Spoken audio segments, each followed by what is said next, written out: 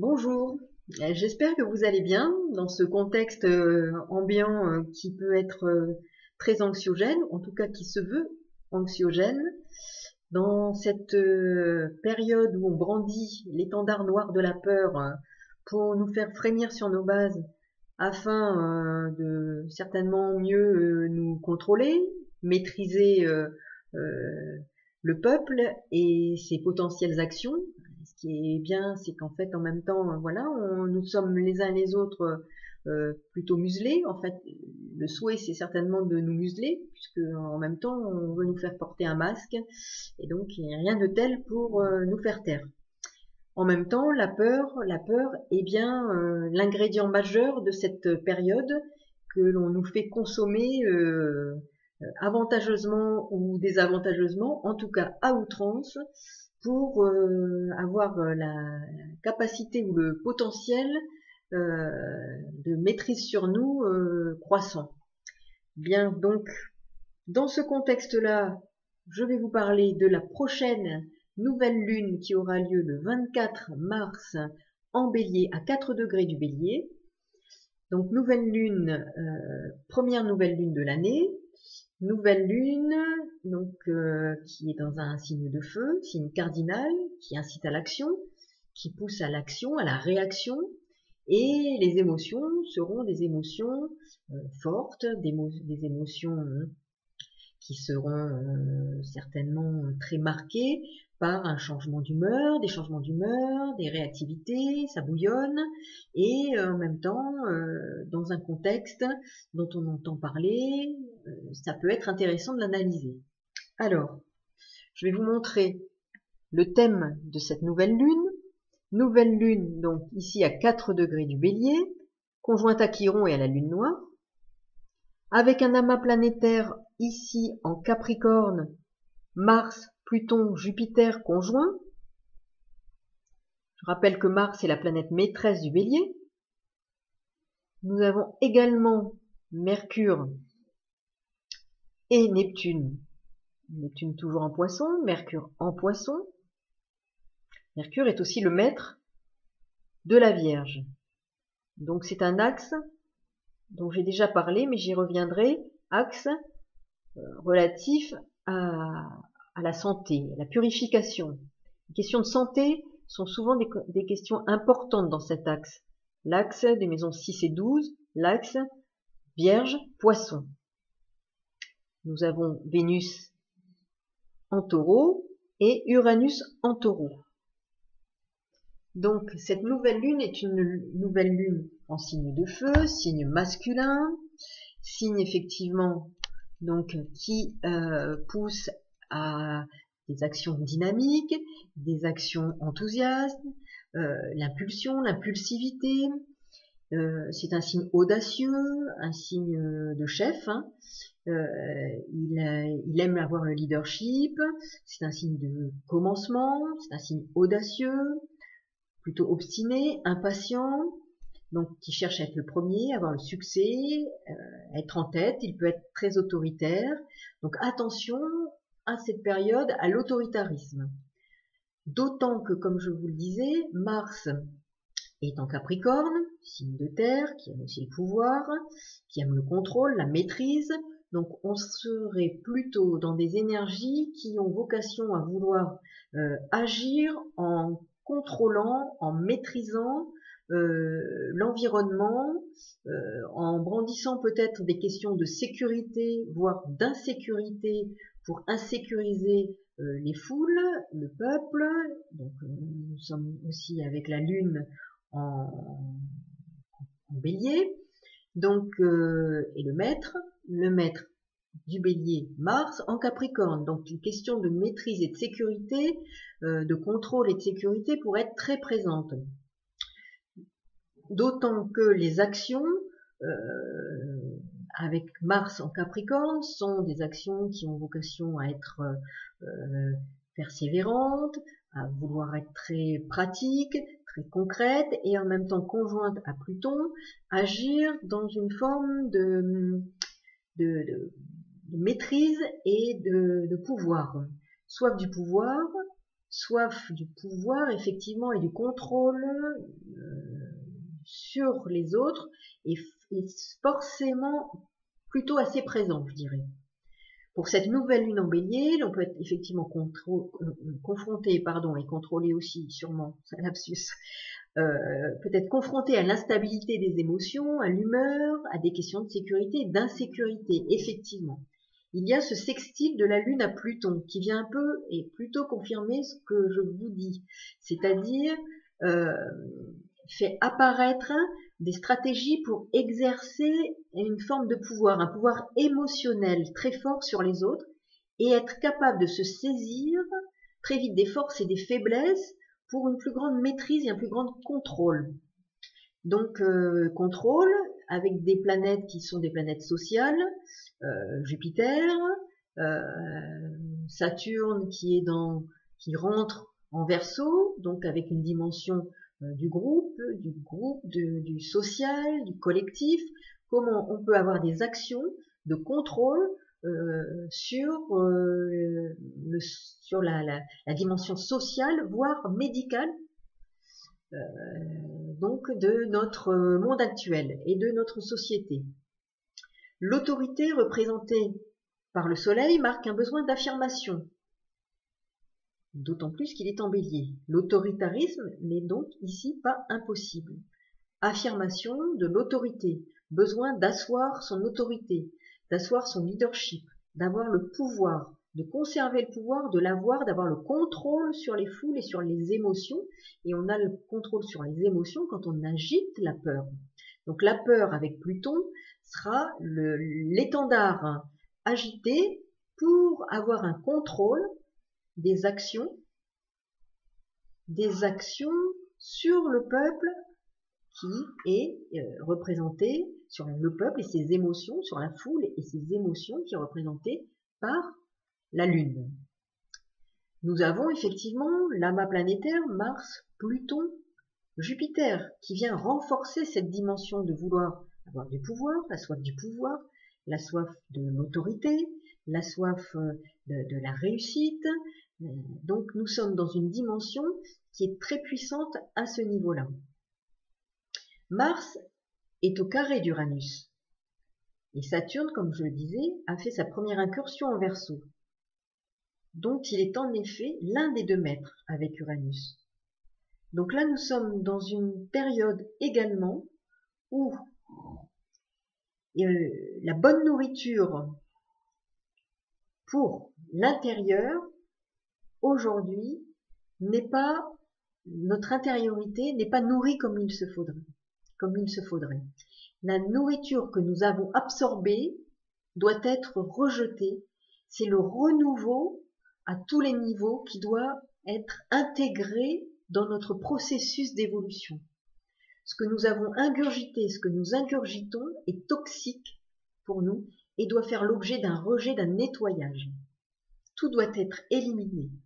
Nous sommes à une phase de digestion d'une nourriture mal choisie, d'autant qu'Uranus est en Taureau, signe des nourritures terrestres.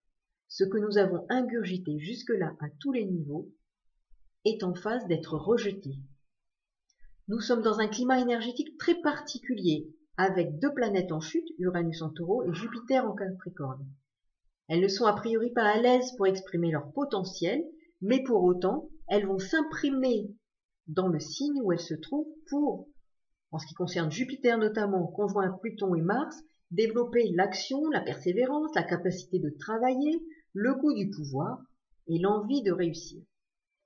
Il y a une soif de domination, une soif de pouvoir, de par effectivement le monde politique, qui va vouloir affirmer son pouvoir, qui se cramponne à ce pouvoir dans un signe comme le Capricorne, qui s'attache à ça. Et à la fois, il y a aussi la soif du pouvoir financier. Donc tous ces enjeux s'interpénètrent, se joignent pour tenter d'agir et de combattre le réformateur qui est à l'œuvre, Uranus en Taureau. Toujours est-il qu'Uranus en Taureau, c'est aussi l'innovation, c'est aussi la science au service de la terre, mais aussi des valeurs terrestres et des valeurs de l'argent. Donc il faut faire attention aussi parce qu'il y a un autre niveau d'interprétation, et là, il pourrait s'agir de la science mise au service du pouvoir aussi de l'argent. Et dans ce contexte, je dirais, viral, de virus, on pourrait imaginer qu'il s'agit aussi du pouvoir des laboratoires pharmaceutiques, donc la science, à travers l'innovation, la recherche d'un vaccin pour lutter contre ce virus, qui pourrait être une manne financière pour ces pouvoirs, c'est ceux qui sont assoiffés de pouvoir financier et de pouvoir et de contrôle sur le peuple. Donc cet aspect-là de notre actualité pourrait très bien trouver une interprétation à travers les énergies astrologiques qui peuvent tout à fait nous donner une interprétation intéressante de ce qui se joue à travers ces volontés de pouvoir financier, et à la fois cette science, cette innovation qui va pouvoir venir apporter du grain à moudre et une manne financière à tout un pan de notre société avide de pouvoir politique et financier. Uranus en Taureau apporte le renouveau dans les choses établies, acquises. Il apporte l'innovation, l'avant-gardisme, l'originalité, la rupture avec les contraintes et le passé sclérosant. En même temps, il met un coup de pied dans la fourmilière de l'inertie avec le Taureau. Mais attention à ce que ça peut en ce moment aussi vouloir signifier en termes d'apport de la science au service de l'argent. Ce qui aussi peut être la signification de colère en tout genre, colère humaine, mais aussi colère de la planète Terre, avec des volcans et des tremblements de terre. Vénus, comme je le disais, est aussi en Taureau. Elle développe son potentiel ici et tout son potentiel, avec notamment les énergies de l'Ama en Capricorne qui forment avec elle un trigone. C'est intéressant parce que là, nous sommes effectivement avec le pouvoir de séduction de Vénus qui est favorisé. Mais la manipulation aussi, puisqu'il y a un trigone formé avec Pluton. L'exercice du pouvoir, l'art de convaincre, l'action pour arriver à ses fins avec Mars, feront partie de l'ambiance de cette lunaison. La manipulation de la peur pour conserver le pouvoir et la maîtrise. Pluton fait ressurgir les angoisses et les peurs profondes. Et nous avons à la fois Lilith, la lune noire, conjointe à la nouvelle lune, en bélier. Donc qui fait apparaître aussi des questions liées à des angoisses profondes et à la part d'ombre, qui peut être actuellement à l'œuvre à travers tout ce qui se joue en termes de manipulation. Comme je le disais, Uranus en Taureau, c'est aussi la science au service du concret, des valeurs de la matière et potentiellement de l'argent. Vénus est aussi présente en Taureau, comme je le disais, et selon ses vibrations, nous pourrions avoir affaire encore et encore à un jeu de pouvoir exercé notamment par Pluton en Capricorne, qui se gargarise du pouvoir et qui a soif de pouvoir. Cela, effectivement, fait penser au laboratoire pharmaceutique. Effectivement, Kahneman, s'il trouvait un vaccin qui, à mon avis, est prêt à être diffusé, qui nous ramène à cette place qu'occupe Neptune en Poisson et Mercure en Poisson. Signe d'eau, diffusion. Qu'est-ce que ça nous dit? Effectivement, donc, Uranus, comme je le disais, c'est aussi les médias, le modernisme, les réseaux sociaux. Nous avons à la fois un communicant qui est Mercure en Poisson. Donc là, ça diffuse en boucle des informations manipulées par les forces cachées, le pouvoir séducteur, Pluton, Trigone, Vénus. Toutefois, il y a aussi celles et ceux qui cherchent à découvrir la vérité et à dire la vérité aux personnes. Saturne en Verseau. Saturne est carré à Uranus. Il peut signifier besoin d'intégration d'un nouveau mode d'existence. La lutte contre le réformateur et le conservateur. Uranus Saturne est engagé. Mais, je reviens à ce que je disais, Neptune et Mercure sont en Poisson. Cela peut confirmer un contexte où l'illusion collective est utilisée pour diffuser le mensonge, la tromperie au plus grand nombre. Mercure sera au sextile d'Uranus. La capacité de communiquer et de communication via les moyens modernes sera favorisée. On le voit, et permettra des échanges intelligents, mais aussi calculés. Les moyens de communication collectifs seront très utilisés, peut-être aussi pour faire circuler des mensonges. Attention à nous. Vous voyez, toutes ces énergies actuelles sont quand même très imprégnées de ce qui se joue, ou en tout cas elles imprègnent tous ces événements auxquels nous sommes confrontés. Pour finir, je voudrais parler du semi-sextile exact entre la nouvelle lune et Uranus, ce qui est plutôt un aspect à ne pas négliger. On appelle ça un aspect mineur, mais il ne s'agit pas d'un aspect mineur dans ses effets en réalité. Il demande ici à l'ego de ne pas se manifester, de maîtriser son expression, mais également de ne pas se laisser contrôler par les autres. Donc il s'agit de trouver l'équilibre dont nous parle l'axe Bélier, Balance, en voie d'activation, et qui commence là déjà, je dirais, ses premières incursions dans ce que signifie cet axe par cette nouvelle lune, cette première nouvelle lune de l'année, qui nous apporte beaucoup en termes d'énergie présente et qui seront présentes pour l'année à venir. Car elle est comme le début d'une année pour chacun d'entre nous qui marque les énergies qui seront très, très à l'œuvre, très actives pendant cette année astrologique. Donc, vous voyez ce qui est en jeu avec cet amas planétaire en Capricorne et ce besoin à la fois de réforme confronté à ce conformisme qui lutte l'un contre l'autre pour aller vers un nouveau monde, un nouveau mode d'expression de chacun d'entre nous dans nos vies respectives, un nouveau mode d'exister pour vivre selon d'autres règles, d'autres principes qui fonderont notre existence différemment. Ce qui est vrai aussi, c'est qu'il faut regarder à l'échelle de chacun d'entre nous dans quelle maison se situe cette nouvelle lune, car c'est un indicateur important de ce qui va se jouer pour nous et à quel niveau plus précisément, au-delà de l'astrologie, je dirais mondiale, de voir à quel niveau cette nouvelle lune, les énergies de cette nouvelle lune vont être actives pour chacun d'entre nous, dans quel domaine. Et en fonction de la maison dans laquelle se déroule cette nouvelle lune, vous aurez des indications sur ce qui va se jouer pour vous, comment ça peut évoluer, ce que ça peut vous apporter, ce sur quoi vous devez travailler, ce sur quoi vous devez, dans quel domaine vous devez avoir des prises de conscience qui vous permettront de cheminer différemment en évoluant, en vous départissant de certains carcans, de certaines attaches qui aujourd'hui ne doivent plus vous contraindre, vous retenir, mais vous permettre d'exprimer votre potentiel, votre personnalité,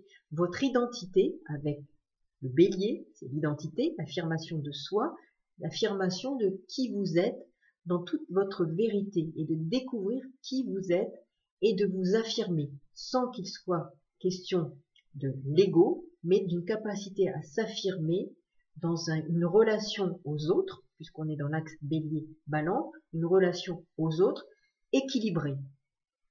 Voilà, je vous souhaite en tout cas de méditer sur toutes ces questions-là de façon paisible et sans être trop impacté par tous ces éléments qui sont là pour nous effrayer. Et je vous souhaite une belle et bonne nouvelle lune et première nouvelle lune de l'année 2020 en Bélier. Et à très bientôt. Au revoir.